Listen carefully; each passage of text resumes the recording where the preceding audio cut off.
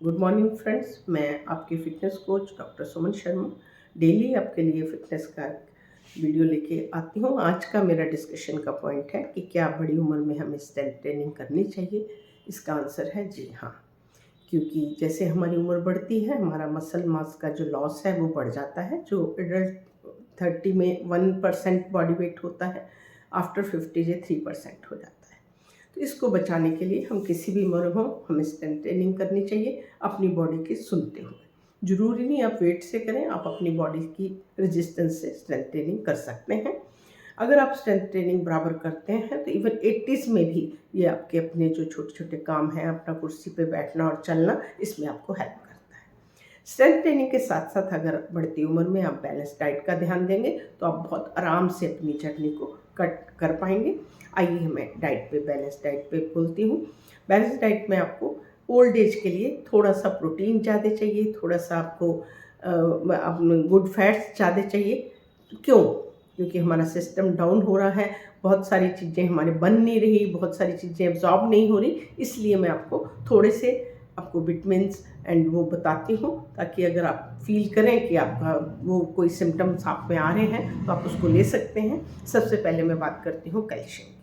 Calcium जैसे कि muscle, nerves, bones के लिए बहुत ज़रूरी है हर एज में, पर ओल्ड एज में 50 प्लस वुमेन में, क्योंकि उनको मेनोपॉज हुआ, एस्ट्रोजन खत्म हुआ, और 70 प्लस मेन में जो एक अडल्ट से 20% ज़्यादा कैल्शियम की हमें ज़रूरत होती है।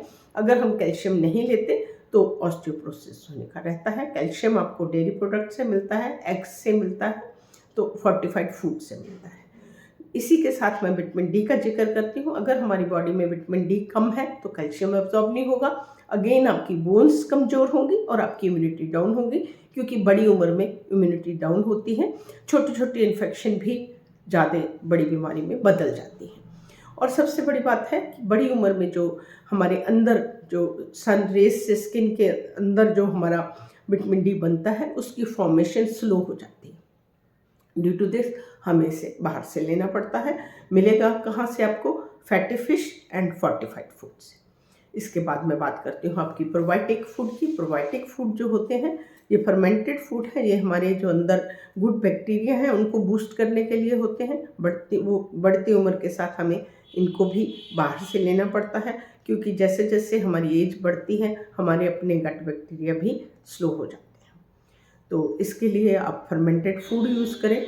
आप योगर्ट, दही जिसे बोलते हैं, आप मीज़ो है, काफिर है, अचार है, जितने फर्मेंटेड फूड हैं वो आपके गुड बैक्टीरिया को बढ़ाते हैं। उसके बाद ओमेगा 3 फैटी एसिड है। इसका ओमेगा 3 फैटी एसिड का नाम ही एसेंशियल फैटी एसिड है, क्योंकि इसको एसेंशियल इसलिए बोलते हैं, हमारी बॉडी नहीं बनाती। ओमेगा 3 फैटी एसिड हमारे ब्रेन के लिए, हमारे जॉइंट्स के लिए और हमारी आइज़ के लिए। ऐसा माना जाता है एज रिलेटेड प्रॉब्लम जैसे आई की मैकुलर डिजनरेशन है, आर्थराइटिस है, एंड इनमें ये आपका ओमेगा 3 हेल्प करता है। आपको मिलेगा कहाँ से? आपको अखरोट में मिलेगा, आपको फैटी फिश में मिलेगा, आपको आवाकाडो में मिलेगा, आपको उसमें कैनोला ऑयल में मिलेगा। तो ये चीज़ें हमें अपनी डाइट में डालनी चाहिए।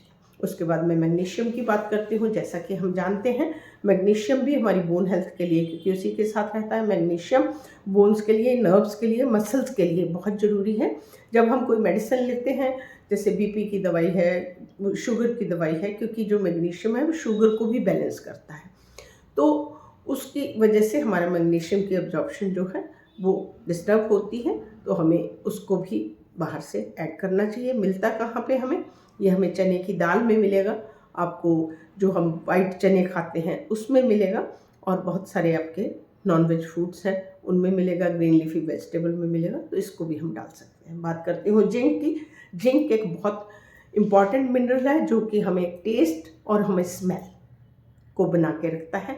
बहुत से लोग आप देखते हैं वो अपने बगल में कोई भी चीज़ है उसे स्मेल नहीं कर पाते, जब कई लोग टेस्ट ठीक से नहीं बता पाते, तो ये दोनों काम जो है वो जिंक करता है। इसके अलावा ये हमारी इम्यूनिटी के लिए काम करता है। जिंक आपको कहाँ से मिलता है? आपको नॉनवेज फूड में मिलता है, सीड्स में मिलेगा, और साथ में आपको फोर्टिफाइड फूड से मिलेगा। सप्लीमेंट आप डॉक्टर से बात करके लीजिएगा। सेलेनियम की बात करती हूँ। सेलेनियम आपकी सेल को डैमेज होने से बचाता है और आपकी सेल को ठीक रखता है। सेलेनियम जो है वो आपके थायराइड के फंक्शन को ठीक रखता है। सेलेनियम हमें कहाँ से मिलता है? आपको मिलेगा ये नट से, सीड से, ग्रीन वेजिटेबल से और कुछ आपके नॉनवेज फूड से। जो समुद्र से हमें नॉनवेज मिलता है उसमें अच्छी मात्रा में सेलेनियम पाया जाता है। उसके बाद फ्रेंड्स मैं बात करती हूँ आपकी फोलेट की।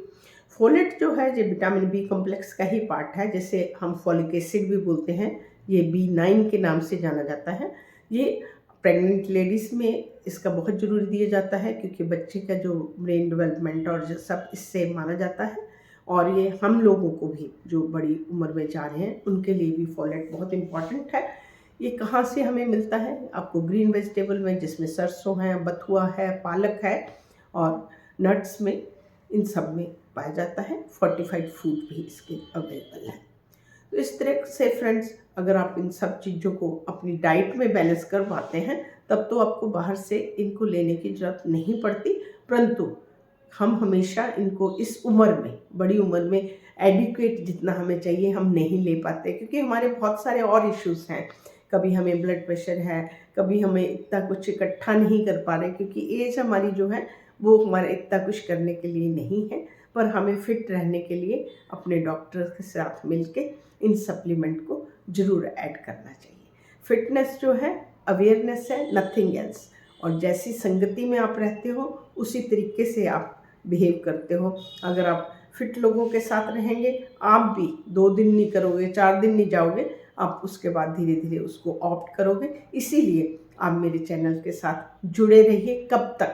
कब तक आप नहीं करेंगे, आप भी लोगों को अवेयर करोगे। बहुत सारे हमारे एल्डर्स हैं, हम हैं, हमारे पेरेंट्स हैं, हमारे ग्रैंड पेरेंट्स हैं। अगर आपको नॉलेज होगी तो आप बहुत दूर तक इसको फैलाएंगे। तो आइए जुड़िए फिट इंडिया में, और हमारे सारे सीनियर्स फिट रहें, हेल्दी रहें। वो रेजिस्टेंस ट्रेनिंग धीरे धीरे करें, धीरे धीरे अपने आर्म्स को, लेग्स को धीरे धीरे रजिस्ट करके इसको बढ़ाएं। और साथ में बैलेंस डाइट, अगर वो डाइट से अपना सब पूरा ले लेते हैं, उन्हें किसी सप्लीमेंट की ज़रूरत नहीं है। और अगर डाइट में पूरा नहीं कर पाते तो वो डॉक्टर से बात करके सप्लीमेंट जरूर लें। इसी से के साथ मैं फिट इंडिया में आपके साथ विदा लेती हूँ। कल फिर से एक नया टॉपिक लेके आती हूँ। हम फिट रहेंगे तो इंडिया फिट